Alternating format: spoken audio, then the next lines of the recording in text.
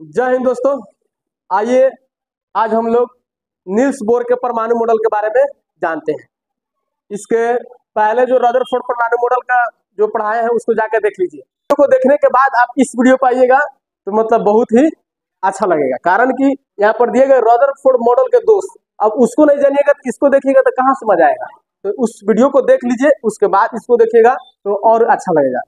तो हम लोग नील्स बोर के परमाणु मॉडल के हम लोग समझेंगे कि आखिर जो नील्स बोर थे वो क्या कर रहे हैं। तो ये रदरफोर्ड जो मॉडल जो दिए थे उसमें कुछ कमियां था। अब इसके बारे में इनके दोषों को दूर करने के लिए नील्स बोर ने क्या किया है, जो मॉडल दिया कब दिया है तो 1913 में दिया है। तो उस समय जो कह रहा है कि 1913 में परमाणु की संरचना के संबंध में एक जो भी संशोधित करके एक प्रस्तुत किए, उसी को हम लोग क्या बोलते हैं, नील्स बोर का परमाणु मॉडल बोलते हैं। अब इसके अनुसार नील्स बोर ने क्या किया ये समझिए। यह पॉइंट देखिए क्या लिखा गया है। परमाणु में इलेक्ट्रॉन नाभिक के चारों ओर चक्कर लगाते हैं। ये जो बोले क्या बोले कि जब परमाणु में जो इलेक्ट्रॉन है, जो ये जो करिया करिया जो दिखाई दे रहा है डॉट डॉट, ये क्या है, इलेक्ट्रॉन है। क्या है, तो ये क्या करते हैं, यानी नाभिक ये न्यूक्लियस है, और नाभिक में क्या होता है, प्रोटॉन और न्यूट्रॉन। नाभिक में क्या होता है, दिमाग में ठोक लीजिए, प्रोटॉन और न्यूट्रॉन नाभिक में होता है। ठीक है, तो ये क्या करते हैं, बगल में जो इलेक्ट्रॉन होते हैं एक चक्कर लगाते हैं। ठीक है, तो घूमते रहते हैं, और ये जो आप देख रहे हैं घूमते रहते हैं, इसको हम लोग कक्षा बोलते हैं। क्या बोलते हैं, यानी इंग्लिश में सेल बोलते हैं। क्या बोलते हैं, सेल बोलते हैं। फिर दूसरा बात बताया कि जब इलेक्ट्रॉन किसी निश्चित कक्षा में रहकर, मान लीजिए इसी कक्षा में रह रहा है, इसमें रह रहा है, इसमें रह रहा है, कोई किसी भी कक्षा में निश्चित कक्षा में रह रहा है, तो निश्चित कक्षा में रहकर नाभिक के चारों ओर चक्कर लगाते हैं तो उनकी ऊर्जा का ह्रास नहीं होता है। जबकि रदरफोर्ड बोलते हैं कि इस तरह चलेगा तो ह्रास होता है, जबकि ऐसा बात नहीं है। जब यहाँ पर इलेक्ट्रॉन अपने निश्चित कक्षा में ऐसे चलते रहता है इलेक्ट्रॉन, तो उसका ऊर्जा का ह्रास नहीं होता है।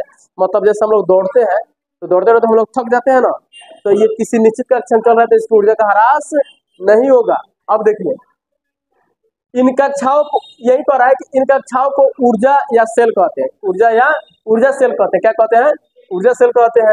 अब देखिए इलेक्ट्रॉन, अब होता क्या है कि जैसे ये इलेक्ट्रॉन है, आप समझ लीजिए, इधर ध्यान दिया जाए तो जो इलेक्ट्रॉन है अगर इस पर से इस पर कूदना चाहे तो कूद सकता है।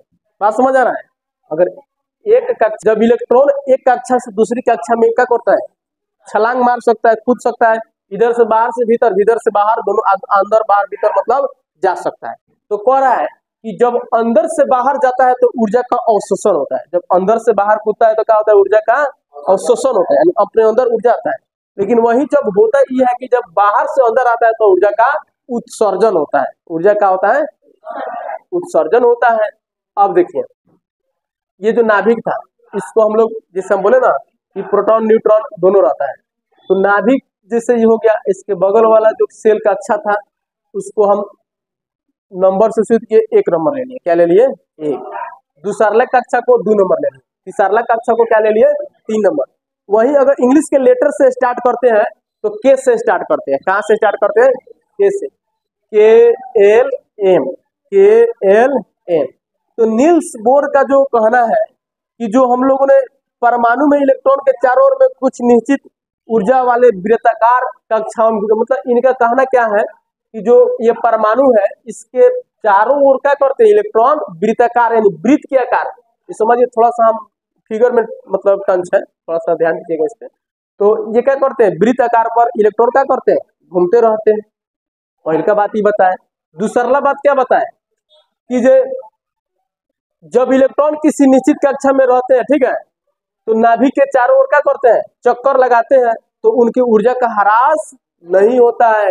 मतलब जब आप दौड़ते हैं, भागते हैं, तो आपका ऊर्जा का ह्रास कमी नहीं होगा। फिर बताएं कि ये जो कक्षा है इनको हम लोग ऊर्जा सेल कहते हैं। क्या कहते हैं, ऊर्जा सेल। ठीक है, फिर बोले इलेक्ट्रॉन एक कक्षा से दूसरी कक्षा में कूद सकता है। ठीक है, बाहर से भी अंदर कूद सकता है।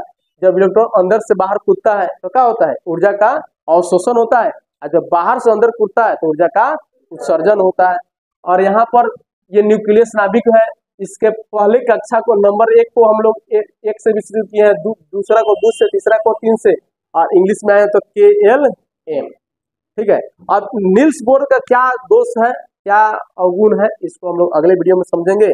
अगर ये वीडियो आपको अच्छा लगा है तो कृपया लाइक, कमेंट, सब्सक्राइब करना नहीं भूलें और अपने दोस्तों के साथ वीडियो को शेयर। तो यार बस आज के लिए सिर्फ इतना ही। अब अगर तुम लोग को वीडियो पसंद आई ना तो यार लाइक मारो, कर दो।